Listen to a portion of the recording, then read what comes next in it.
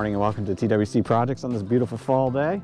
And I'm out here at the Sawmill, and I'll tell you more about that in just a second. We're going to try to cut up some more 2x4s, but first we've got to do a bunch of maintenance on it. And anyway, I'll fill you in on that in just a second.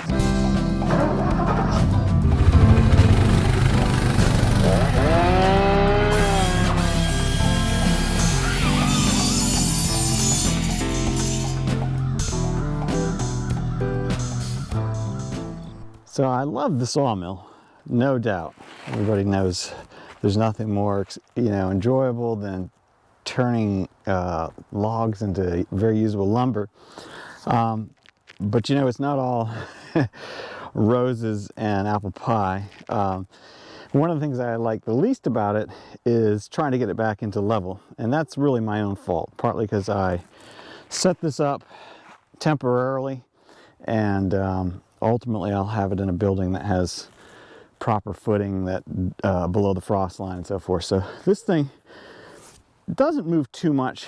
Here in the south, it doesn't get too bad, especially since it's always covered up. So, but what makes it move and what makes it such a problem is when I'm putting logs on, if I'm not careful, because it isn't anchored to the ground, it's just gravity held, it tends to push the whole thing or move it around. And I really wasn't paying close enough attention until the last time I cut. I noticed some boards didn't look great, and what I discovered was this foot here was almost off the back and over to one side, and they were all over, like they were not, this wasn't even straight. Like this part had kind of bowed a bit, so I had to loosen up these bolts and straightened out.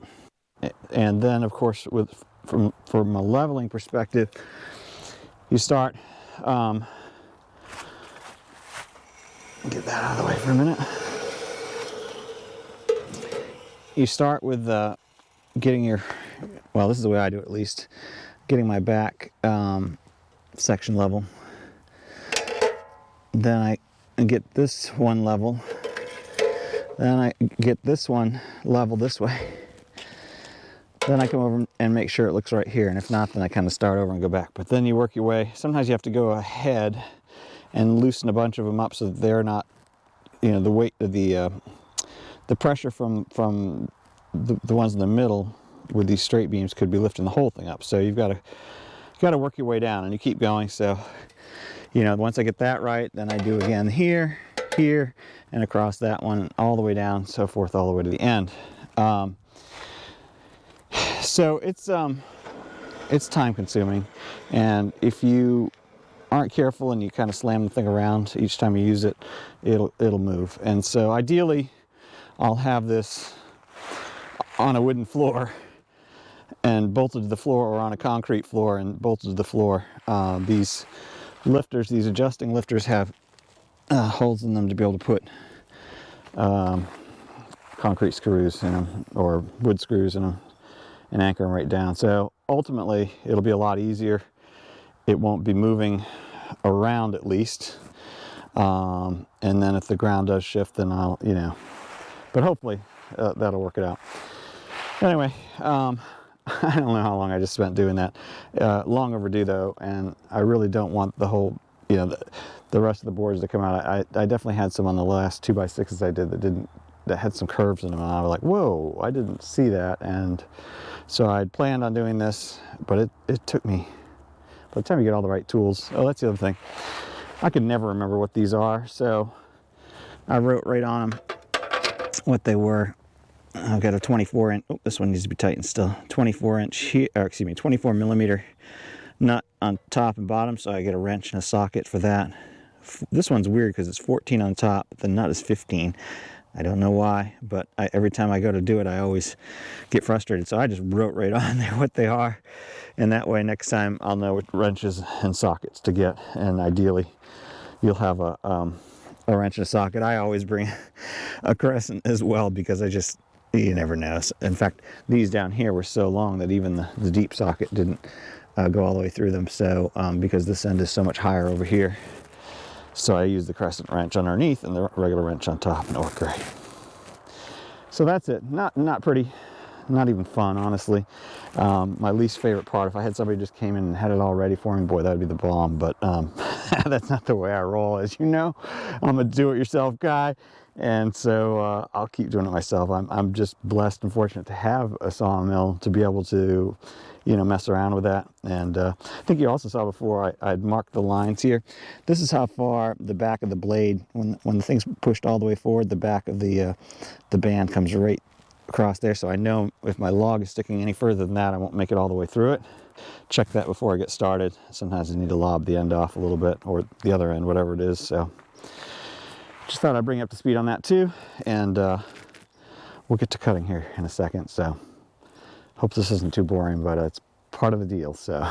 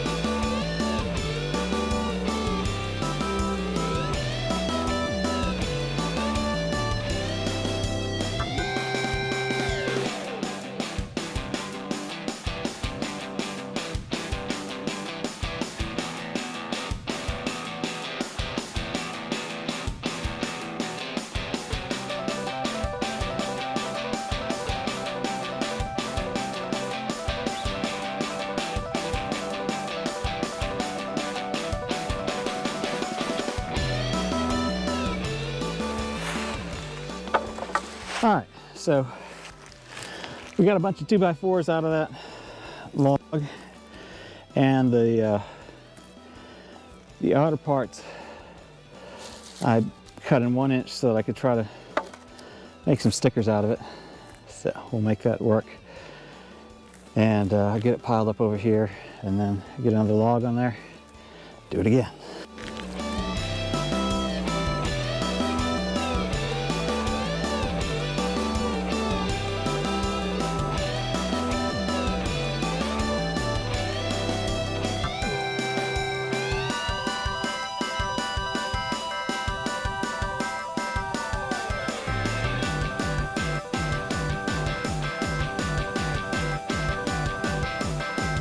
All right, so that's a wrap.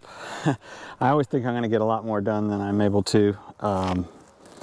Days are so short right now. It's not even, it's 3:40 and the sun's going down. So I I figure this is as good a time to stop as any. I got through 2 logs, and out of those I got 8 2x4s, really 6 good ones, probably 2 crappy ones, and then only 3 2x6s. I just couldn't, that last log was too small, and that's the problem with this, you know, this stuff that you just pick up, scrap stuff. It is what it is, so you make something out of it, and that's what you get. But anyway, keep adding to the pile. It's going to take a lot more for some of the projects I've got coming, so I'll just stick at it. Maybe next weekend I can get some more done, and we'll get through those other 2 pines that I've got, and then I still have a bunch of other 4 or 5 cedars over here, and some oak and some other stuff that I'll figure out as I get there. So anyway, thank you for joining me today on TWC Projects, and I appreciate your coming along and helping me create things, fix things, enjoy God's amazing creation outside. Thank you also for subscribing, hitting the bell to get notified when new ones come out, hitting the thumbs up if you like it, and hopefully, you know, you share with folks so that if you like it, if you don't share. But anyway, I'm glad you're here and making progress slowly but surely. So thanks again. Have a fantastic week, and I will see you on the next project.